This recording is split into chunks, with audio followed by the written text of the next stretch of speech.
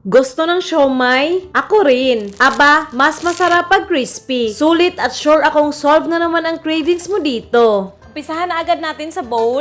Mga 200 grams na ground pork, mga 200 grams rin na hipon, na devein ko na, hiwain ko lang ng pino. Ito na, ilagay rin natin sa bowl. Pork at shrimp, akin, bahala ka na sa karne na gusto mo. Lalagyan natin ng 1/4 cup spring onion, isang kutsarang sibuyas, at isang kutsara ring garlic. Mag-grate tayo ng konting luya. Ganito lang kakonti, oh. Yan. Maglagay ng isang itlog, timplahan ng asin, paminta, konting liquid seasoning, isang kutsarang cornstarch, at 2 kutsarang breadcrumbs. Haluin natin ng mabuti para mahalo. Lain pag magbulag, di ba? Mahalo, jud na, kay mahaluin man. Ito, oh, nahalong-halo na. Itabi lang muna. Lumpia wrapper na square, nabili ka sa grocery, pero pwede ka gumamit ng bilog, ha. Yan, mga 10 muna. Gupitin ko sa gitna. Pantayin lang, no? Tapos, gugupitin natin to. Ganyan, oh, make sure na naghiwa-hiwalay. Ito na lahat. Balik tayo dito sa pork at shrimp mixture. Konting tubig. Basain konti yung malinis na kamay. Kuha tayo ng mga 1 kutsara, tapos bibilugin natin.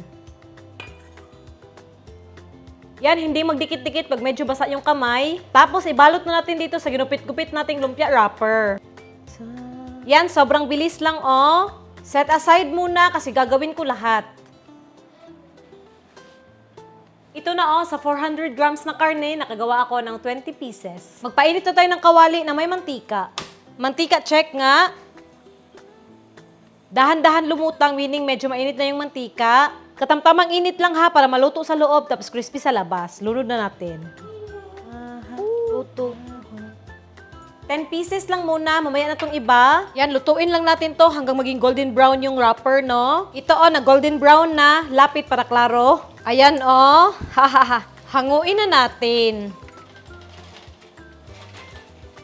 Ang sarap tingnan, ano? Yung second batch.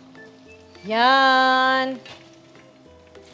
Mukhang yummy na, diba? Pero hindi pwede yan. Gagawa natin ng mabilisang sauce. Sa maliit na kawali, maglagay ng banana or tomato ketchup, suka, asukal, tubig, chili flakes, haluin ng mabuti. Yan, halong-halo na. I-adjust nyo lang, ha, sa panlasa nyo. Pwede nyo dagdagan ng suka at asukal. Sindihan ng apoy, tapos pakukuluin natin to hanggang medyo lumapot. Ito, oh, nakumukulo na pero kulang pa sa lapot. Hayaan lang natin saglit. Ganito kalapot, oh. Yan, okay na to. Patay na ang apoy. Ito na, oh. Diba, may fried siomay na tayo at mabilisang sweet chili sauce. Yan sa loob, oh. Wala mo ng sauce? Solve talagang cravings mo dito, guys. Ang sarap. With sauce, no? Yan, oh.